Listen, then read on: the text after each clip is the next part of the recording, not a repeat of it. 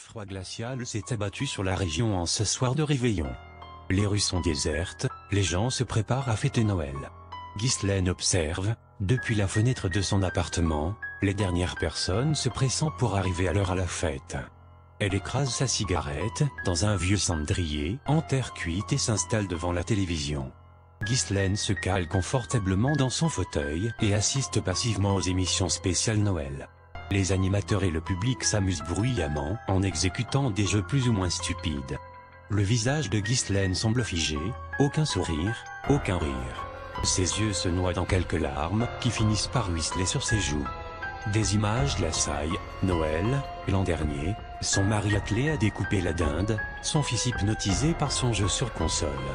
Aujourd'hui, mort et enterré, par la faute d'un chauffard ivre-mort. Seul dans cet appartement un soir de Noël, la tristesse ne cesse d'augmenter. Ghislaine se lève, parcourt quelques mètres et pénètre dans la cuisine. Au menu ce soir, antidépresseur et vin rouge. Elle avale de cachet rapidement, puis s'installe à nouveau dans son fauteuil. Les heures passent, Ghislaine s'est assoupie devant la télé. Une vive douleur à la poitrine la sort de son sommeil. Ses poumons la brûlent, un souffle chaud s'échappe de sa bouche. Elle se précipite dans la cuisine et avale un grand verre d'eau fraîche. Le liquide lui apporte une sensation d'apaisement lorsqu'il descend vers l'estomac. Mais la douleur réapparaît presque aussitôt. Sa tête tourne, elle se maintient à un radiateur pour ne pas tomber. Sa vision se trouble, son cœur s'emballe. Elle a chaud, de plus en plus chaud. Sa gorge est irritée, comme infectée.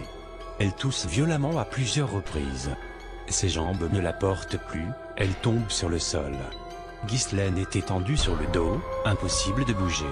Elle porte sa main droite sur son cœur, mais l'enlève aussitôt, une immense chaleur s'en dégage. De la fumée s'échappe de sa poitrine, puis des petites flammes apparaissent. La douleur disparaît, tout comme cette infinie tristesse. Un sentiment de bonheur s'empare d'elle. Ghislaine est sereine, elle va retrouver les siens. Son corps est à présent en feu, seuls ses bras et ses jambes sont épargnés. Elle ne sent rien. Les flammes la consument rapidement. La porte d'entrée est brutalement enfoncée par les pompiers, le lendemain après-midi. Une voisine qui venait prendre des nouvelles et n'ayant pas de réponse, avait appelé les secours. Les pompiers restent immobiles devant ce spectacle macabre, le corps de Ghislaine n'est plus qu'un amas de cendres.